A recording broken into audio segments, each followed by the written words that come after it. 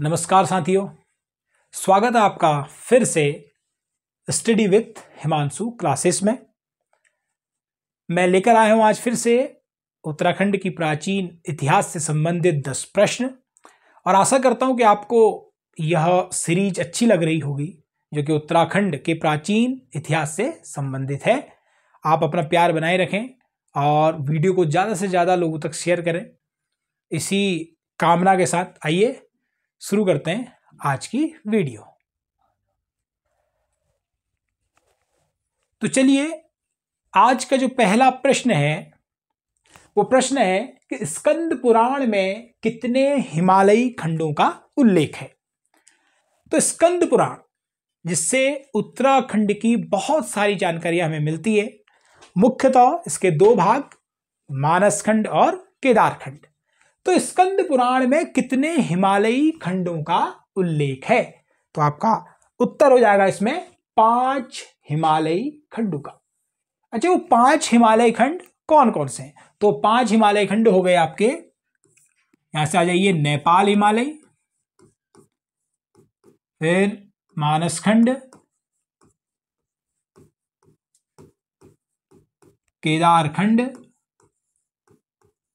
केदारखंड हिमालय, ठीक, जालंधर हिमालय, जालंधर हिमालय और कश्मीर हिमालय। तो इस प्रकार जो प्रश्न है, स्कंद पुराण में कितने हिमालयी खंडों का उल्लेख है, तो आप कहेंगे 5 हिमालयी खंडों का उल्लेख है। नेपाल, मानसखंड, केदारखंड, जालंधर और कश्मीर। बाकी अगर बात करें तो उत्तराखंड का, राज्य का, इन 2 हिमालयों से संबंध है, एक मानसखंड और दूसरा केदारखंड। ठीक है, तो मानसखंड और केदारखंड की अगर हम बात करें तो इतिहास के अंतर्गत जो उत्तराखंड के बीच में कालागिरी पहाड़ी है, कालागिरी पहाड़ी, कालागिरी पहाड़ी से काली नदी तक का क्षेत्र, ये मानसखंड हो गया पूर्व वाला क्षेत्र, और इसके पश्चिम वाला क्षेत्र जो हो गया वो आपका हो गया केदारखंड। तो इस प्रकार ये कहा जा सकता है। और ये हिमालय खंडों की बात अगर हम करें तो स्कंद पुराण में 5 हिमालयी खंडों का हमें पता चलता है। ठीक है, दूसरे प्रश्न की ओर बढ़ते हैं। और दूसरा प्रश्न है कि उत्तराखंड के किस स्थान में पंच गुफाएं हैं? ये थोड़ा सा मिस्टेक हो गया, स्थान में। उत्तराखंड के किस स्थान में पंच गुफाएं हैं? अब अगर बात करें पंच गुफाओं की, तो पंच गुफाओं की अगर हम बात करते हैं तो उत्तराखंड के अंतर्गत जो 5 गुफाएं हैं वह किस स्थान पर है? अगर पंच गुफाओं की हम बात करें तो पंच गुफाएं हैं कहां? तो इसका सीधे आंसर हो जाएगा, ये है आपके चमोली में। उत्तराखंड में पंच गुफाएं स्थित हैं चमोली में और बद्रीनाथ के पास, बद्रीनाथ के पास। तो इस प्रकार हम कह सकते हैं कि उत्तराखंड में के किस स्थान पर पंच गुफाएं स्थित हैं? तो आप कहेंगे बद्रीनाथ के पास, चमोली में। तो इसका उत्तर हो जाएगा चमोली। ठीक है, चलिए बढ़ते हैं अगले प्रश्न की ओर। और इसका अगला प्रश्न है कि उत्तराखंड क्षेत्र में प्रवाहित किस नदी का प्राचीन नाम रथवाहिनी है? तो आप याद करिए कि आपने उत्तराखंड के इतिहास में इस प्रश्न को कहां पर पढ़ा है।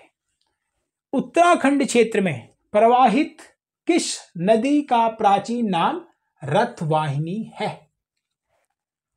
अगर मैं बात करूं रथवाहिनी की, तो एक पर्वत श्रृंखला हमें याद होनी चाहिए जो उत्तराखंड के अंतर्गत है, और उस पर्वत श्रृंखला का नाम है दूधातोली पर्वत श्रृंखला।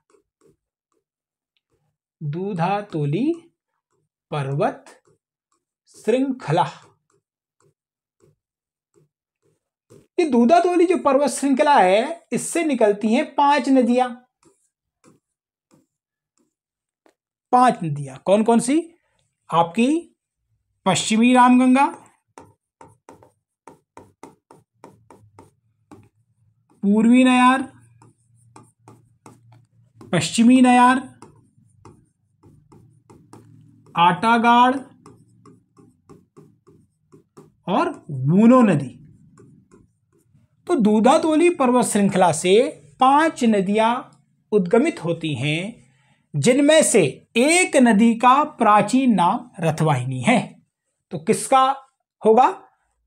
तो सीधे आप कहेंगे कि पश्चिमी रामगंगा का, जो आज हम जिसे पश्चिमी रामगंगा कह रहे हैं, उसका प्राचीन नाम क्या था? रथवाहिनी। तो इस प्रश्न का उत्तर हो जाएगा कि उत्तराखंड क्षेत्र में प्रभावित किस नदी का प्राचीन नाम रथवाहिनी है? तो पश्चिमी रामगंगा। चलिए आगे बढ़ते हैं और नेक्स्ट क्वेश्चन है इसमें, चक्रवर्ती सम्राट भरत का जन्म उत्तराखंड के किस स्थान में हुआ है? इस पूरी पीडीएफ में जो है स्थान को इसने सीन लिया है, तो इसके लिए माफी है। स्थान, तो चक्रवर्ती सम्राट भरत का जन्म उत्तराखंड के किस स्थान में हुआ? चक्रवर्ती भरत की अगर बात करें तो ये वही भरत हैं जिनके नाम पर हमारे इस देश का नाम भारत पड़ा। तो ये चक्रवर्ती सम्राट का जन्म कहां हुआ था? तो आपने उत्तराखंड के इतिहास में 2 प्राचीन विद्यापीठ पढ़े होंगे, जिनमें एक का नाम था बदिकाश्रम और एक का नाम था कण्वाश्रम। कण्वाश्रम, कण्वाश्रम।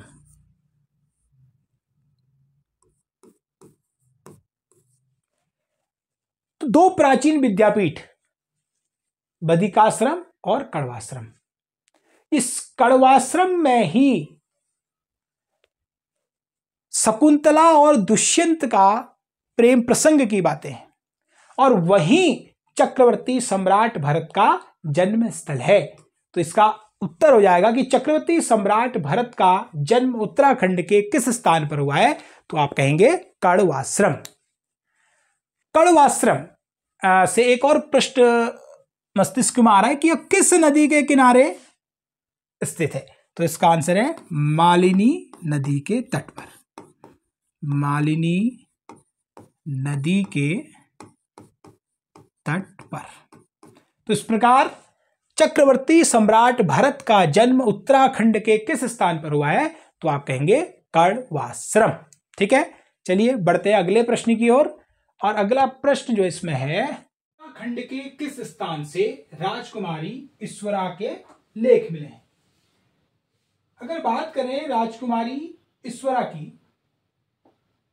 तो राजकुमारी ईश्वरा जो है वो यादवों की राजकुमारी है। और उत्तराखंड के इतिहास में आपने पढ़ा होगा कि राजकुमारी ईश्वरा का हमें लेख प्राप्त हुआ, जिसमें ईश्वरा ने लिखा है कि यमुना उपत्यका पर यादवों का राज्य था। तो वो स्थान कौन सा है जहां राजकुमारी ईश्वरा का लेख प्राप्त होता है? तो वो स्थान है हमारा लाखा मंडल। क्या है?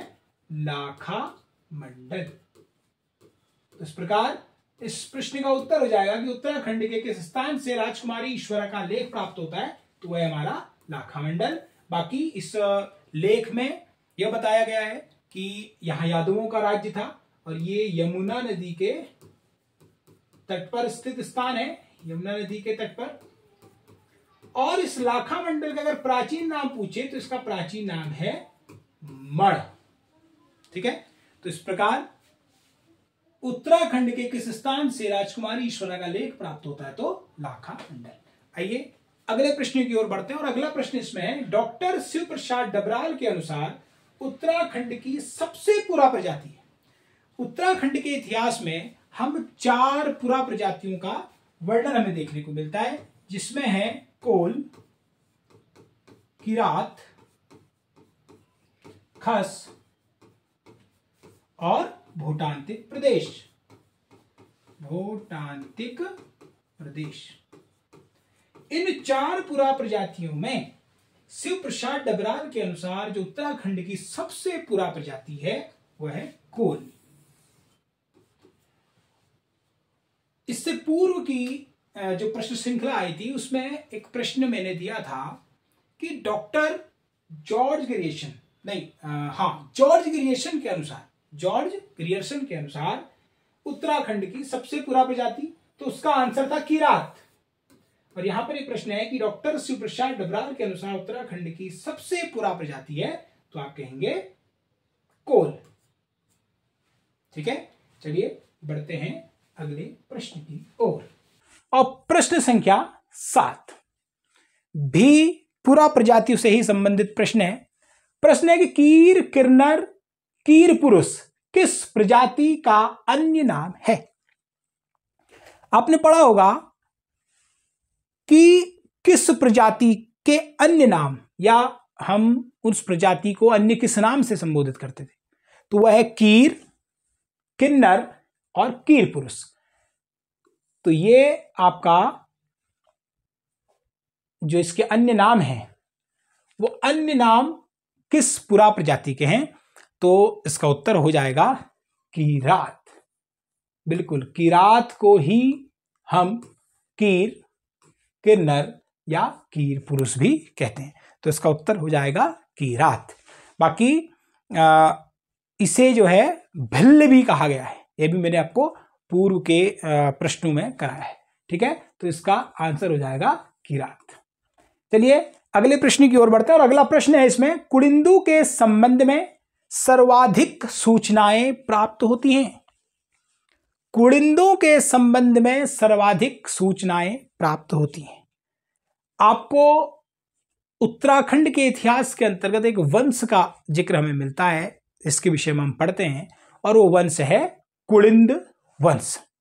तो इन कुड़िंदों के संबंध में हमें जितनी भी जानकारी मिली वो कहां से मिली है, तो उसके जो स्रोत हैं, मुख्यतः जो स्रोत हैं वो 2 स्रोत हैं भाई। एक है आपका महाभारत और एक मिलता है हमें अष्टाध्यायी से। अष्टाध्यायी ये पुस्तक है किसकी, यह है पाणिनि की।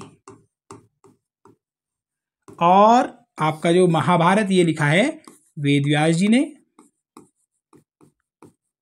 तो ये 2 पौराणिक ग्रंथ या पुस्तकें हैं जिनसे सर्वाधिक कुड़िंदों के संबंध में सूचनाएं मिलती हैं। तो इस प्रश्न का उत्तर हो जाएगा कि कुड़िंदों के संबंध में सर्वाधिक सूचनाएं मिलती हैं तो महाभारत और अष्टाध्यायी से। ठीक है, चलिए बढ़ते हैं अगले प्रश्न की ओर।